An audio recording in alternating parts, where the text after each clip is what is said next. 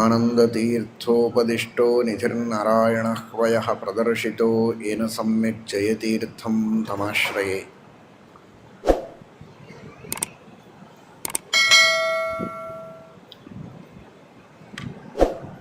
ಸತ್ಯಧೀರಕರಾಬ್ಜೋತ್ಥಃ ಜ್ಞಾನವೈರಾಗ್ಯಸಾಗರಃ ಸತ್ಯಜ್ಞಾನಾಖ್ಯತರಣಿಃ ಸ್ವಾಂತಧ್ವಾಂತಂ ನಿಕೃಂತತು. ಸತ್ಯಾಭಿಜ್ಞಕರಾಬ್ಜೋತ್ಥಾನ್ ಪಂಚಾಶದ್ವರ್ಷಪೂಜಕಾನ್ ಸತ್ಯಪ್ರಮೋದತೀರ್ಥಾರ್ಯಾನ್ ನೌಮಿನ್ಯಾಯ ಸುಧಾರತಾನ್.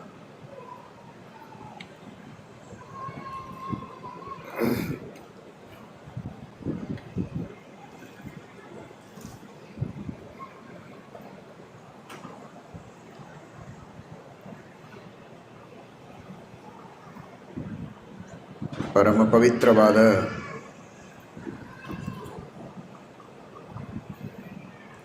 ನವರಾತ್ರೋತ್ಸವ, ಲಕ್ಷ್ಮೀನಾರಾಯಣರ ಪದ್ಮಾವತಿ ವೆಂಕಟೇಶ ದೇವರ ಕಲ್ಯಾಣೋತ್ಸವದ ಆ ಪವಿತ್ರವಾದ ಮಂಗಲಮಯವಾದ ಚರಿತ್ರೆಯನ್ನು ಚಿಂತನ ಮಾಡುವಂತಹ ಹಾಗೂ ಭಗವಂತನ ವಿಶೇಷವಾದ ಪೂಜೆಯನ್ನು ಮಾಡಿ ಪಾರಾಯಣವನ್ನು ಮಾಡಿ ಪರಮಾತ್ಮನ ಮಹಾಲಕ್ಷ್ಮೀ ದೇವಿಯ ದುರ್ಗೆಯ ಅನುಗ್ರಹವನ್ನು ಪಡೆಯುವಂತಹ ಒಂದು ದೊಡ್ಡ ಸದವಕಾಶ.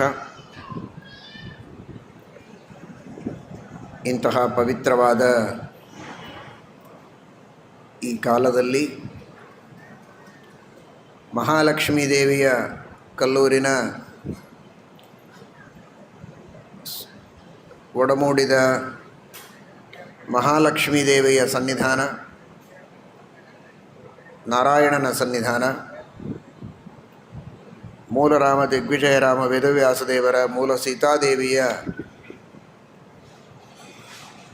ಪರಮೋನ್ನತವಾದ ಸನ್ನಿಧಾನದಲ್ಲಿ ಮಹಾಲಕ್ಷ್ಮೀ ದೇವಿಯ ಮಹಿಮೆಯನ್ನು, ಸರ್ವೋತ್ತಮನಾದ ಮಹಾಲಕ್ಷ್ಮಿಯಲ್ಲಿ ಅಂತಹ ಮಹಾತ್ಮ್ಯವನ್ನು ಕೊಟ್ಟ ಭಗವಂತನ ಶ್ರೀಮನ್ನಾರಾಯಣನ ಮಹಿಮೆಯನ್ನು ಚಿಂತನೆ ಮಾಡಿ ಪಾವನರಾಗುವ ಪ್ರಯತ್ನವನ್ನು ಮಾಡೋಣ. ಅಲ್ಲಿ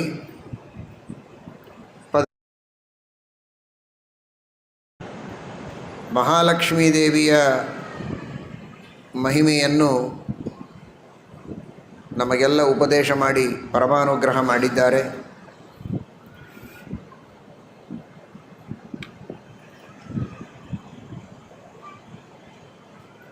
ಅದರಲ್ಲಿ ಸ್ವಲ್ಪ ತಿಳಿಯುವ ಚಿಂತನೆ ಮಾಡುವ ಪ್ರಯತ್ನ ಮಾಡೋಣ. ನಿತ್ಯದಲ್ಲಿ ಎಲ್ಲ ಸಜ್ಜನರು ನೈವೇದ್ಯ ಕಾಲದಲ್ಲಿ ಪಠನ ಮಾಡುವಂತಹ ಸ್ತೋತ್ರ, ದ್ವಾದಶ ಸ್ತೋತ್ರ ಶ್ರೀಮದ್ ಆನಂದತೀರ್ಥ ಭಗವತ್ಪಾದಾಚಾರ್ಯರು ರಚನೆ ಮಾಡಿಕೊಟ್ಟು ಪರಮೋಪಕಾರ ಮಾಡಿದ್ದಾರೆ. ಅಂತಹ ದ್ವಾದಶ ಸ್ತೋತ್ರದಲ್ಲಿ ಶ್ರೀಮದಾಚಾರ್ಯರು ಮಹಾಲಕ್ಷ್ಮಿಯ ಮಹಿಮೆಯನ್ನು ಏನು ತಿಳಿಸಿಕೊಟ್ಟಿದ್ದಾರೆ ಅದನ್ನು ಮೊದಲು ಸ್ವಲ್ಪ ಚಿಂತನೆ ಮಾಡೋಣ. ನವರಾತ್ರಿ ಉತ್ಸವದಲ್ಲಿ ವಿಶೇಷವಾಗಿ ದೇವರಿಗೆ ನೈವೇದ್ಯವನ್ನು ಸಮರ್ಪಣೆ ಮಾಡಬೇಕು. ರಮಾ ಬ್ರಹ್ಮಾದಿಗಳಿಗೂ ನೈವೇದ್ಯವನ್ನು ಸಮರ್ಪಣೆ ಮಾಡಬೇಕಾದದ್ದರಿಂದ ಅಂತಹ ನೈವೇದ್ಯ ಕಾಲದಲ್ಲಿ ಪಠನ ಮಾಡುವ ದ್ವಾದಶ ಸ್ತೋತ್ರದಲ್ಲಿ ಬರುವ ಮಹಾಲಕ್ಷ್ಮಿಯ ಮಹಿಮೆಯನ್ನೇ ಮೊದಲು ಚಿಂತನೆ ಮಾಡಿ ನಂತರ ಇನ್ನುಳಿದ ಮಹಿಮೆಗಳನ್ನು ಯಥಾಶಕ್ತಿ ಚಿಂತನೆ ಮಾಡುವ ಪ್ರಯತ್ನ ಮಾಡೋಣ. ಮೊದಲನೆಯ ಶ್ಲೋಕದಲ್ಲಿ ವಂದೇ ವಂದ್ಯಂ ಸದಾನಂದಂ ವಾಸುದೇವಂ ನಿರಂಜನಂ ಇಂದಿರಾಪತಿಮಾದ್ಯಾದಿ ವರದೇಶ ವರಪ್ರದಂ. ಪ್ರಥಮ ಶ್ಲೋಕದಲ್ಲಿಯೇ ಶ್ರೀಮದಾಚಾರ್ಯರು ವಾಸುದೇವನನ್ನು ನಮಸ್ಕರಿಸುವಾಗ ಇಂದಿರಾಪತಿಂ ಎಂಬುದಾಗಿ ನಮಸ್ಕಾರ ಮಾಡಿದ್ದಾರೆ.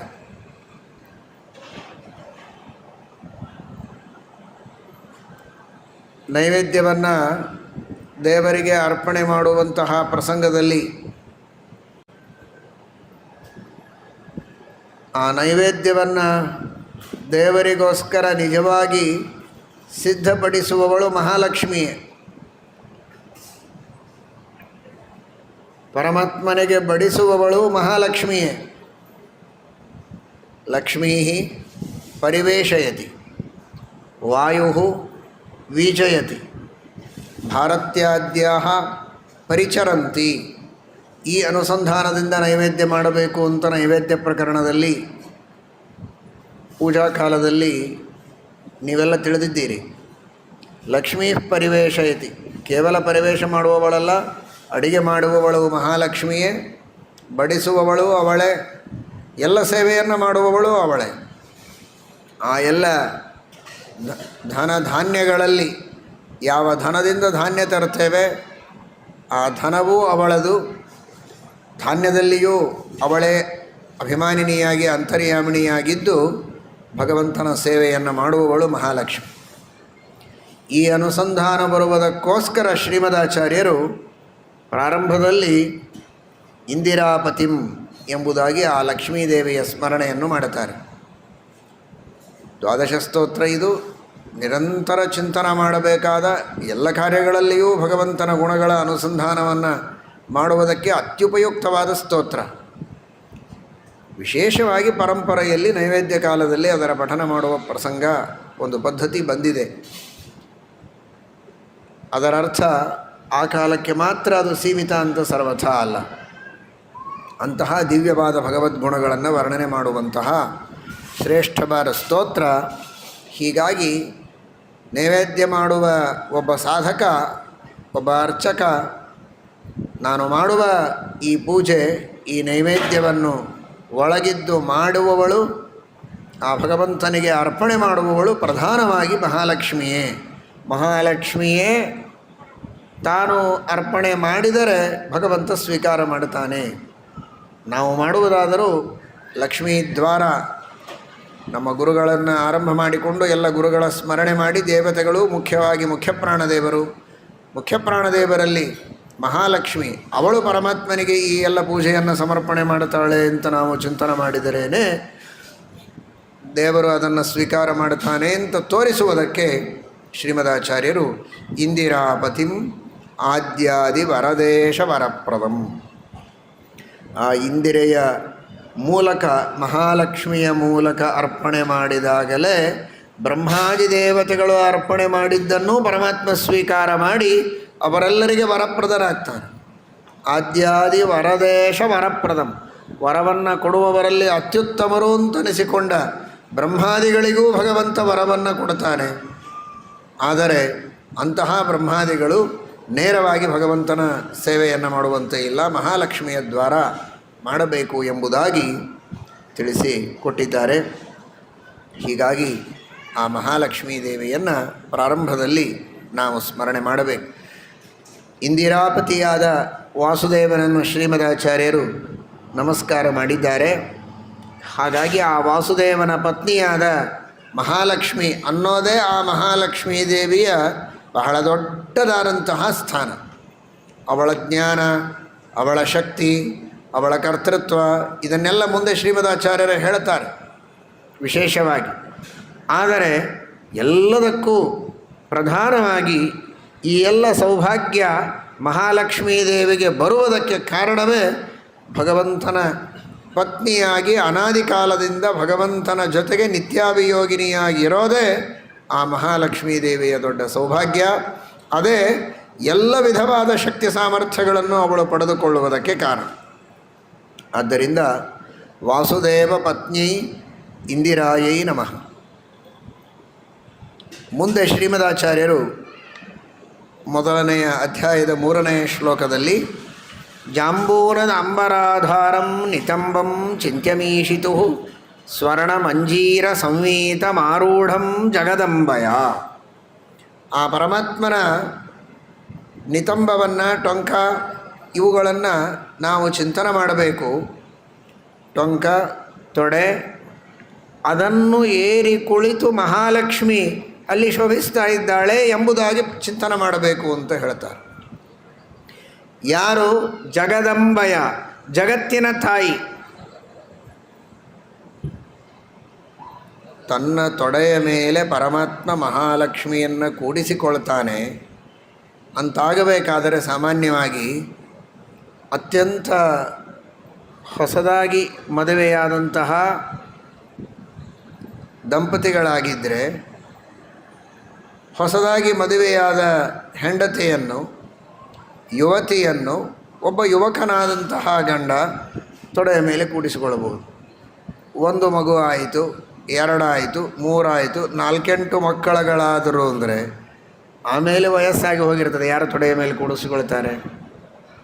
ಆದರೆ ಜಗದಂಬಯ 1 ಅಲ್ಲ, 2 ಅಲ್ಲ, 3 ಅಲ್ಲ, 4 ಅಲ್ಲ, 5 ಅಲ್ಲ, ಎಷ್ಟು ಹೇಳೋದು? ಅನಂತ ಅನಂತ ಜೀವರಾಶಿಗಳಿಗೆ ತಾಯಿಯಾಗಿ, ಇಡೀ ವಿಶ್ವದ ಜನನಿಯಾಗಿ ಮಹಾಲಕ್ಷ್ಮಿ ಇದ್ದರೂ ಕೂಡ ಇನ್ನೂ ದೇವರು ತೊಡೆಯ ಮೇಲೆ ಕೂಡಿಸಿಕೊಂಡಿದ್ದಾನೆ ಮಹಾಲಕ್ಷ್ಮಿಯನ್ನು. ಅಂದರೆ ಅವಳಲ್ಲಿ ಎಂತಹ ತಾರುಣ್ಯ, ಎಂತಹ ಸೌಂದರ್ಯ, ಎಂತಹ ಅದ್ಭುತವಾದ ಶಕ್ತಿ ಇದೆ, ಅದನ್ನು ದೇವರೇ ಕೊಟ್ಟಿದ್ದಾನೆ ಅನ್ನುವುದನ್ನು ಸೂಚನೆ ಮಾಡೋದಕ್ಕೆ ಶ್ರೀಮದಾಚಾರ್ಯರು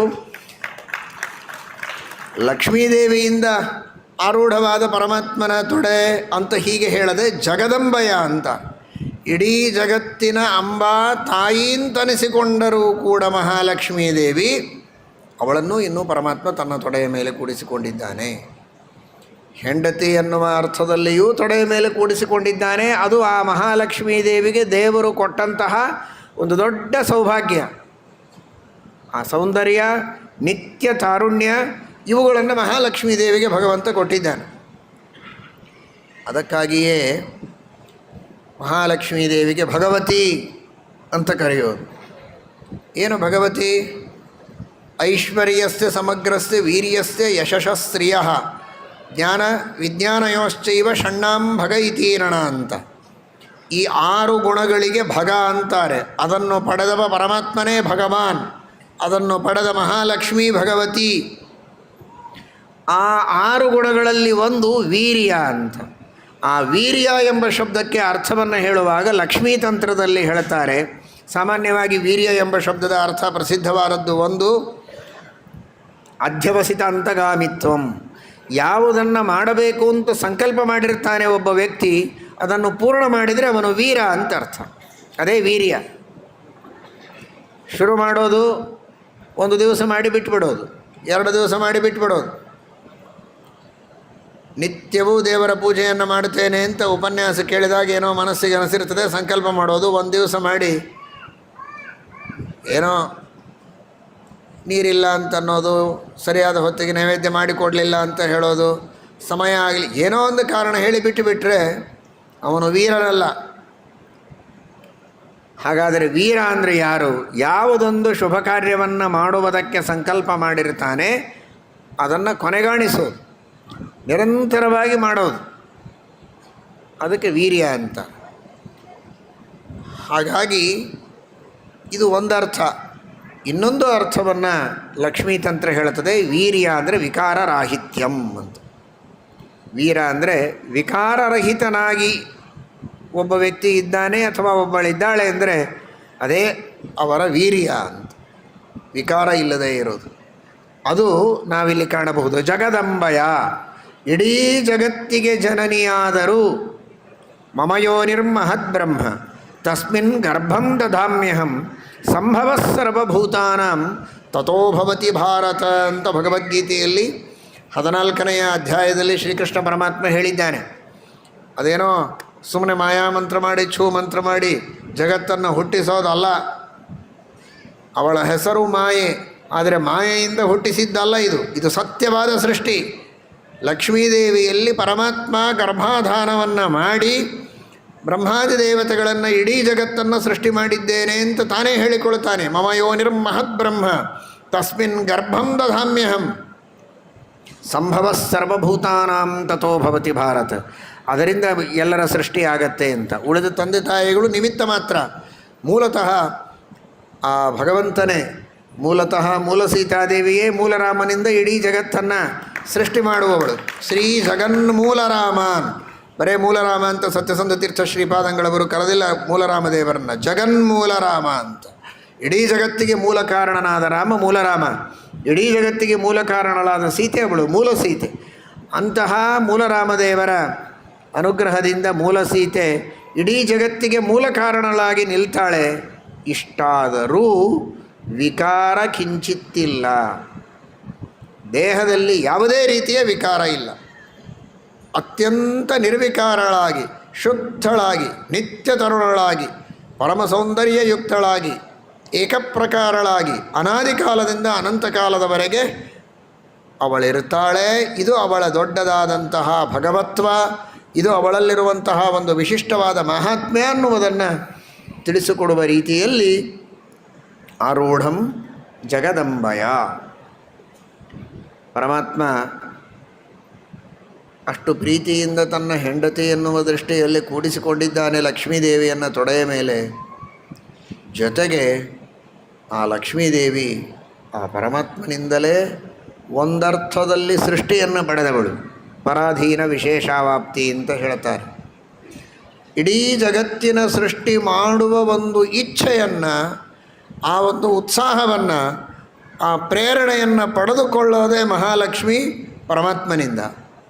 ಹೀಗಾಗಿ ಅದೇ ಒಂದು ತರಹದ ಮಹಾಲಕ್ಷ್ಮೀ ದೇವಿಯ ಜನನ ಅಂತಾರೆ ಶಾಸ್ತ್ರದಲ್ಲಿ. ಲಕ್ಷ್ಮೀದೇವಿ ಅನಾದಿ ಕಾಲದಿಂದ ಇದ್ದಾಳೆ. ಅವಳ ಶರೀರಕ್ಕೆ ಹುಟ್ಟು ಇಲ್ಲ. ವಿಶೇಷವಾದ ಅನುಗ್ರಹದಿಂದ ಸೃಷ್ಟಿಯನ್ನು ಮಾಡುವುದಕ್ಕೊಂದು ವಿಶಿಷ್ಟವಾದ ಪ್ರೇರಣೆಯನ್ನು ಪಡೀತಾಳಲ್ಲ, ಆ ಪ್ರೇರಣೆಯನ್ನು ಪಡೆದು ಉತ್ಸಾಹದಿಂದ ಜಗತ್ತಿನ ಸೃಷ್ಟಿಯನ್ನು ಮಾಡುವುದಕ್ಕೆ ಮುಂದಾಗ್ತಾಳಲ್ಲ, ಇದೇ ಒಂದು ರೀತಿಯ ಅವಳ ಜನನ ಅಂತ. ಅವಳು ತನ್ನ ಕಾರ್ಯವನ್ನು ಮಾಡುವುದಕ್ಕೆ ಮುಂದಾಗೋದು.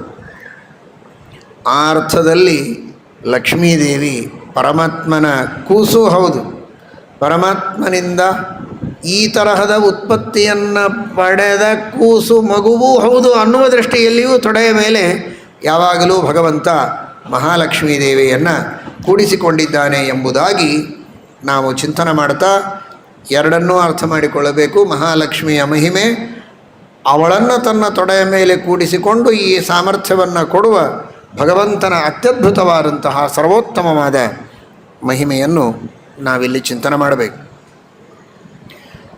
ಜಾಂಬೂನದ ಅಂಬರಾಧಾರಂ ನಿತಂಬಂ ಚಿಂತ್ಯಮೀಶಿತು ಸ್ವರ್ಣಮಂಜೀರ ಸಂವೀತಮಾರೂಢಂ ಜಗದಂಬಯ. ಲಕ್ಷ್ಮೀದೇವಿ ಬಹಳಷ್ಟು ತನ್ನ ಗಾಂಭೀರ್ಯವನ್ನು, ತನ್ನ ಠೀವಿಯನ್ನು ತೋರಿಸ್ತಾಳೆ. ಆ ವೈಭವದಿಂದ ಅವಳು ಪೂಜೆಯನ್ನು ಸ್ವೀಕಾರ ಮಾಡ್ತಾಳೆ. ಅದೇ ರೀತಿ ಅವಳು ಸಂಪತ್ತಿಗೆ ಅಭಿಮಾನಿನಿ. ಅವಳ ಪೂಜೆಗೆ ಬೆಳ್ಳಿ, ಬಂಗಾರ, ಮುತ್ತು, ರತ್ನ, ವಜ್ರ ಇದ್ದವರು, ಯೋಗ್ಯತೆ ಇದ್ದವರು ವಿಶೇಷವಾಗಿ ಅರ್ಪಣೆಯನ್ನು ಮಾಡ್ತಾರೆ. ಪರಮಾತ್ಮನಿಗೆ ಇದು ಗೊತ್ತು. ಇವಳು ತನ್ನ ಭಕ್ತರಿಂದ ಪೂಜೆಯನ್ನು ಸ್ವೀಕಾರ ಮಾಡುವಾಗ ಈ ತರಹದ ವೈಭವದ ಪೂಜೆಯನ್ನೇ ಯಾವಾಗಲೂ ಸ್ವೀಕಾರ ಮಾಡ್ತಾಳೆ ಅಂತ. ಆದರೆ ಈಗ ಆ ಭಗವಂತ ಪ್ರೀತಿಯಿಂದ ತನ್ನ ತೊಡೆಯ ಮೇಲೆ ಕೂಡಿಸಿಕೊಂಡು ತಾನು ಅನುಗ್ರಹ ಮಾಡುವಾಗಲೂ ಕೂಡ ಅವಳ ವೈಭವಕ್ಕೆ ಏನೂ ಚ್ಯುತಿ ಬರಬಾರದು ಅಂತ. ನೀನು ಯಾವಾಗಲೂ ಬಂಗಾರದ ಆಸನ, ಸ್ವರ್ಣ ಸಿಂಹಾಸನದೊಳಗೇನೆ ಕೂಡುವ ಅಪೇಕ್ಷೆಯನ್ನು ಪಡ್ತೇಯಲ್ಲ ಅನ್ನೋದಕ್ಕೆ ಜಾಂಬೂನದ ಅಂಬರಾಧಾರಂ ನಿತಂಬಂ ಚಿಂತ್ಯಮೀಶಿತು ಸ್ವರ್ಣ ಮಂಜೀರ ಸಂವೀತಮಾರೂಢಂ ಜಗದಂಬಯ. ತಾನು